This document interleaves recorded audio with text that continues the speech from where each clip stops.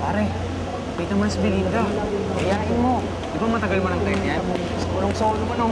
Kaya mo na. Panoorin nyo.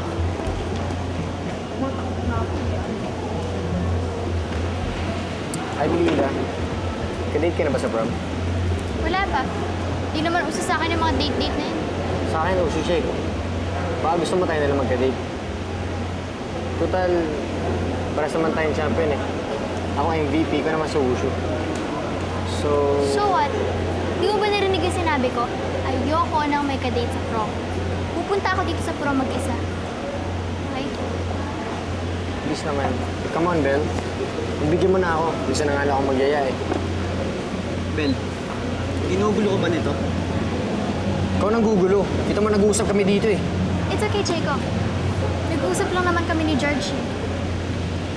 Kasi... Actually, siya yung magiging date ko sa prom. Ha? Siya?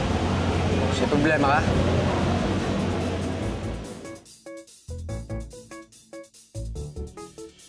Hindi mo siyang biray mo napapayag mo si Belinda. Eh, di ba makakas yun?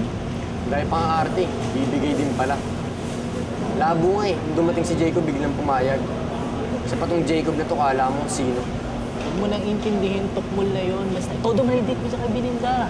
Hindi ko napapalampas ang bukas ng gabi. Kasama ko si Belinda. Sisiguraduhin kong hindi niya makakalimutan ang date namin.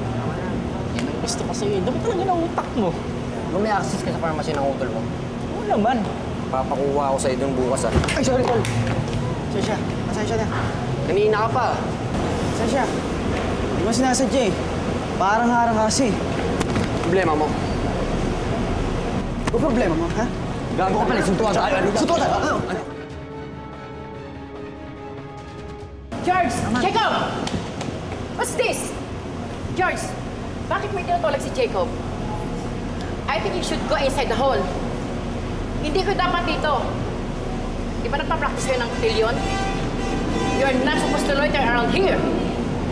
Ma'am, pasensya na po. Nagbibiruan lang po kami ni Jacob.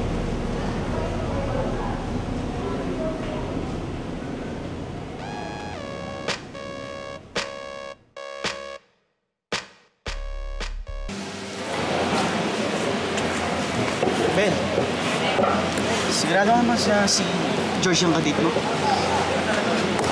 Di ba sabi mo nayayabangan ka doon? Isa pa yung tumalo kay Chris. Ano naman ngayon sa'yo? Well, hindi man makilala yun eh. Hindi naman kayo magkaibigan. Sa bolero pa yun. At isa pa, pagkamanyakas daw yun. Bakit pa kasi siya ang pinili mong kadate?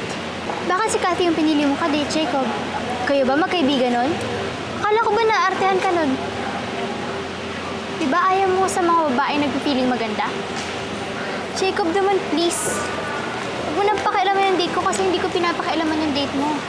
Hindi ka ba excited? Si Cathy ang best date ever! Tara na, Aya.